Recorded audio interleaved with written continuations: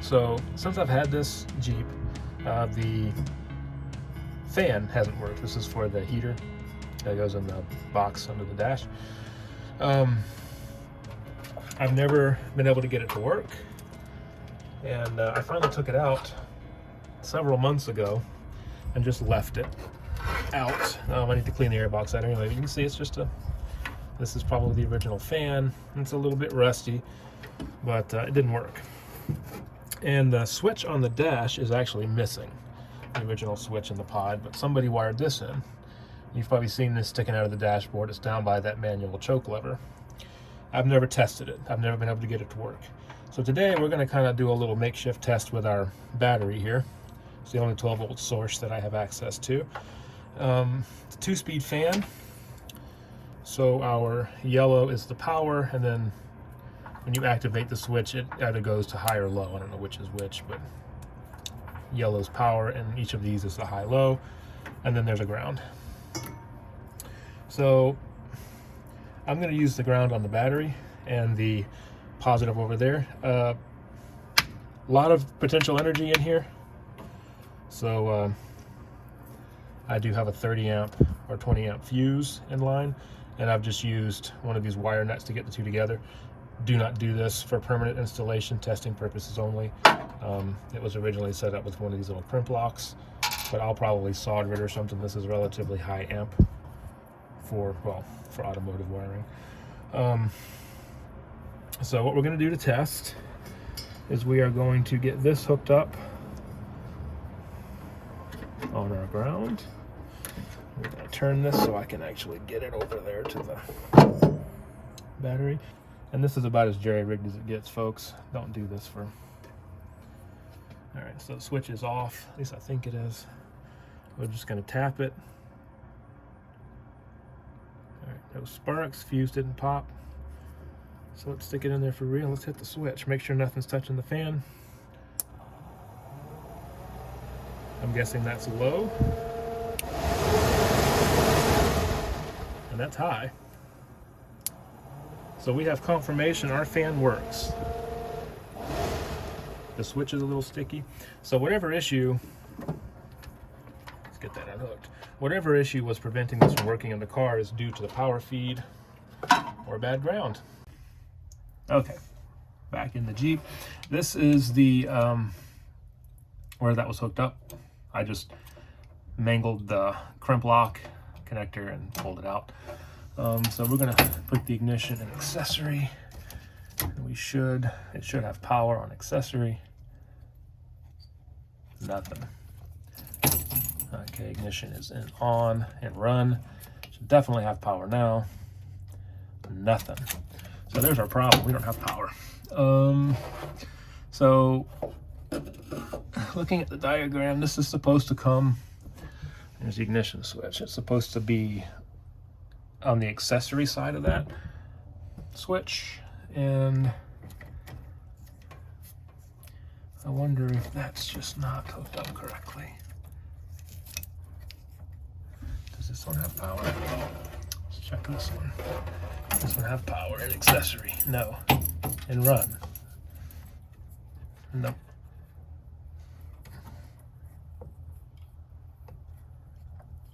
No. Okay, none of these have power. How about this other yellow? Let's check that one. Maybe it's just hooked up to the wrong yellow. Nothing in accessory mode. I'm stabbing that pretty hard. Let's not put that thing in my finger. No power there either, so yeah.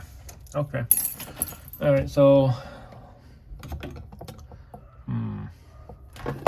you can see that's where the right there, that's where the air box of the fan was, right in there.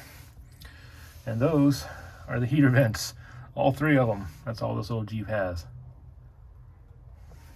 All right, let me look over this and we'll figure out why we don't have power there. I've gone ahead and pulled the ignition switch down. It's just this little thing, just screws on the end here, pinches it up in the dashboard. These are labeled. You can't see them, but that says ignition, that says ACC for accessory. So this is the accessory side, that's the ignition side. So in theory, let's confirm that we have power on the ignition accessory side of the switch. And I'm gonna, something else I wanna try here. So the battery's still hooked up. Let's see if we touch that. See our light lights up. I mean, this is, we have a red light there, there. And if we switch this over to ignition, being careful not to ground any of this to the body of the vehicle, we should have, you probably want me to see the light, but there. Strong ignition signal as well.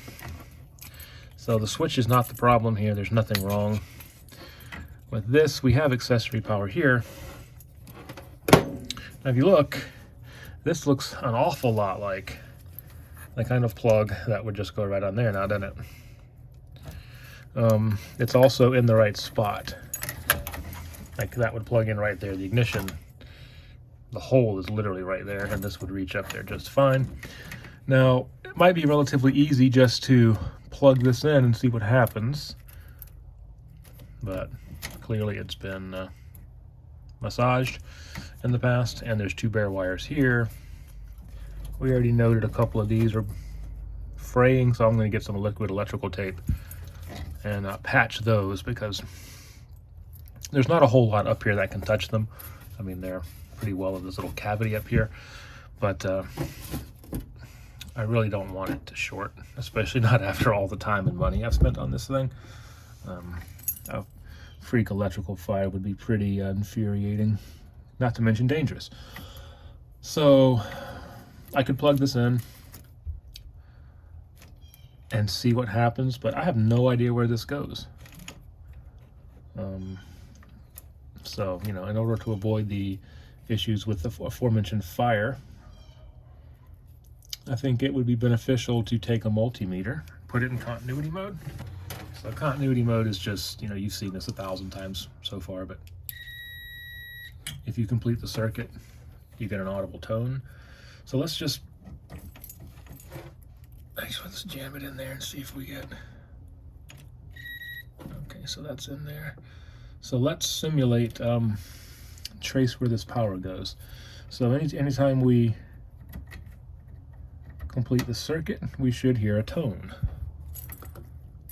So we should have power up here. Yep.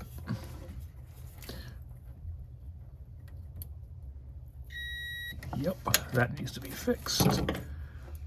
Oop, and my wire fell out. Let's put it on top, maybe it'll stay in there better.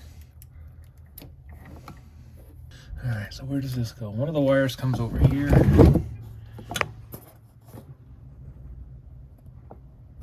this thing. There's a little switch up here.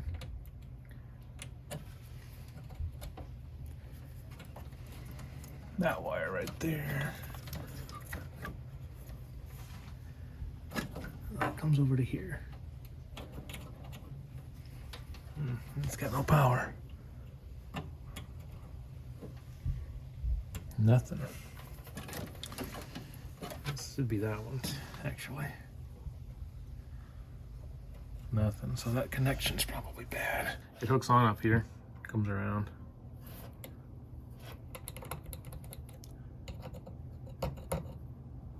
At least it did. There we go. Does it go to either one of these? Nope. Nope.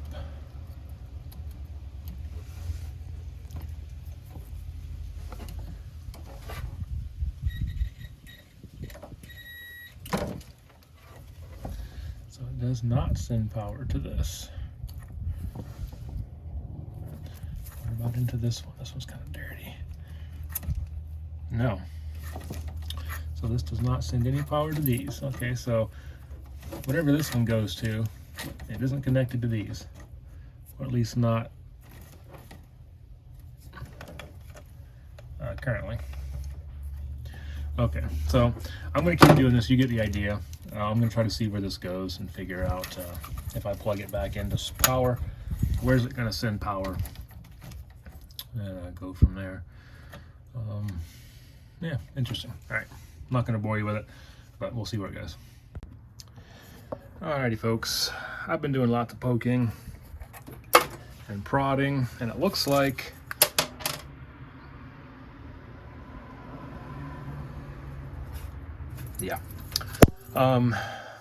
this came out. So yeah, it looks like this goes to the TCS circuit, which is something to do with the temperature controlled shifting thing in the transmission. So you see the orange wire. This black one comes over to here and goes through the switch and over to here. So my guess would be somebody tapped. This is supposed to go on the ignition side of the switch over here. And it sends, so someone tapped it for 12 volt ignition power. So you flip this switch on or off and it turns this little light on, I'm guessing. But I traced the orange wire, and it comes out here under the hood, doesn't go anywhere else under the car. It comes out here, right there, which comes, you can see it comes through the harness here, pops out up here at this little ambient, this is a temperature switch. This Jeep does not have the TCS system, whatever that is. It's something to do with temperature and how the transmission shifts. Doesn't have it. Either it isn't hooked up or it was never installed, but the wiring is all there. And this, so this gets 12 volts when the ignition is on, and it sends, I don't know where the other end of this terminates. I'm guessing it might maybe go up to that orange wire, which is plugged back into itself. Don't know, don't care. The point is, it doesn't control my heater or my blower motor. So I have a feeling these wires probably are the correct wires, or at least this one. This is what it was hooked to.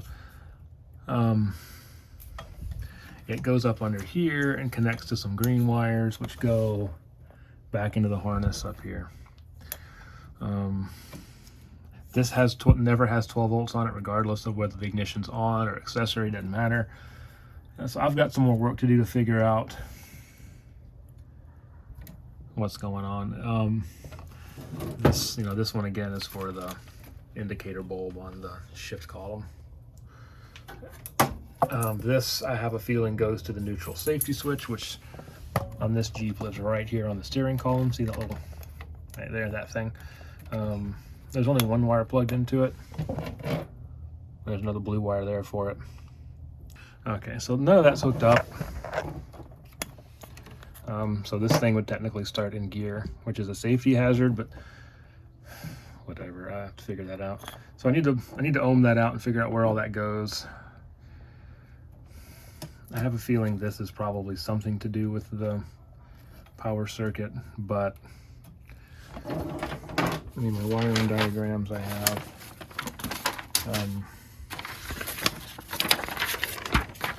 I found this one online, and it's effectively the same as the one that I paid for, but somebody actually color coded it based on the colors that are in their Jeep, which is kind of cool.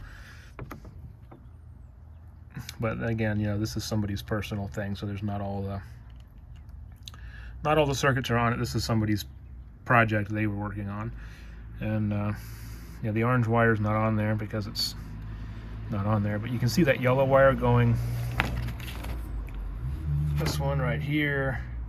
It goes straight over to there with a fuse. I'm wondering if it's possible that none of these have nothing to do with the heater, and the wire on my heater was supposed to just hook directly onto here with an inline fuse, and then all the rest of the switching was done up here. You see mine's missing. So I don't know. I think I'm gonna have to call it for today. I got other things to do. I was really hoping to get at least the most basic wiring done so I could at least have a heater. As you know, the transmission is still waiting to get some service done on it, and I want to be able to drive it after that, and it's cold, so we'll figure it out later. All right, so it's been about a week, changing pace a little here, or direction, I guess. So got the, we know the blower motor works, so I'm gonna go ahead and clean up some of this rusty bits. I'm not going to do too much with it. Just knock the surface rust off, and I'm going to hit it with some of that rust converter. Matte black stuff, kind of went around it, and yeah, didn't get everything off, but just I really wanted to stop it from coming apart anymore, so it kind of knocked off the chunkies. I'm gonna spray this bit, spray it a little bit down in there, try to keep it off the cage as much as possible, and kind of taped up the motor windings and stuff back here. I went ahead and got a fuse, so I'm gonna wire a new fuse into here on my circuit for the power. I'm going with a blade fuse because they're easier to find than the glass fuses, and the plastic ones don't tend to break as much if they're mishandled or just thrown in the glove box or in a tool kit. And plastic ones are easier to find at any little gas station anywhere. So I'm gonna start this, get this process started, kind of touch it up a little bit, and while that's drying, I'm gonna solder in my fuse holder and get my terminal spade connector on the end, and we'll get it wired in. All right, outside is sprayed. Still got to do up in there. Got this thing soldered on. Go ahead and laugh at my soldering. It's terrible, I know, but it's not coming apart. I'm using this little soldering thing, and mainly because I don't have power up at the Jeep outside. That's a pain to use, but gets the job done. Got my heat shrink I'm going to put on. The spade terminal is going to go on here. I'm going to go make sure that'll actually plug into the ignition switch, but I'm going to let that cool, heat shrink that. I might flip this over, paint the inside, and while that's drying, I'll get that set up, get my 15 amp fuse in there. I looked back at the diagram. The printed diagram I have, it looks like it says 10, but if you look at the one on the computer and actually where you can zoom into it, that's a 15 amp breaker or fuse for the blower motor. And I did get a little bit on the cage, but oh well. Yeah, that's where we're at. And again, this is the circuit or the fuse holder I'm using. Got it from O'Reilly. It was like $5, and yeah, keep moving. Alrighty, so I think that's going to be our final wiring setup. I've got the little thing, I did get a little overzealous and accidentally melt a hole in my heat shrink there. But that's on there. I mean, that's going to be every bit as protected as the battery feed over there, which I need to address too. I just tested it. It does work, but I need 2 hands to test it. So I grounded it up here on the steering column, and with ignition and accessory and run mode, the switch controls everything just fine. My little fuse, I put a 15 amp fuse in here. I got a little weather tight one too, just in case, but 15 amp fuse, little mini fuse, and good to go. So got some new tape on it. Alrighty, so I'm gonna stuff that back in there at some point, but I'm gonna wait for all this paint to dry just so it doesn't stick to anything and peel off. But calling that done for now. All right, folks, we are putting this thing to rest. So it's been another week, but here it is installed. Everything's hooked back up.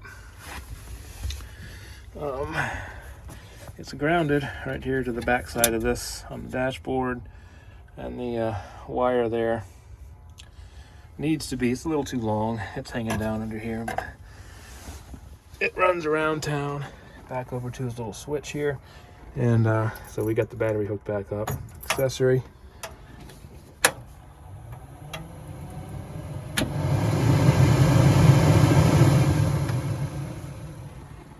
We have a functional blower motor. So, yep. I'm gonna put a wrap on this. So, finish what we started out to do here. Got our blower motor working. Got our wiring harness kind of buttoned up, at least on that. And I would like to get another switch here that's kind of off, high, or medium, or low and then high, instead of off being in the middle. But I'll work with what I got for now. Wiring's all good. I got my fuses in there. Yeah, I think we're good. So really long-winded way of showing you how I'm fixing the heater here. So thanks again for watching, and we'll have some more content for you as I have time to make it. Take care.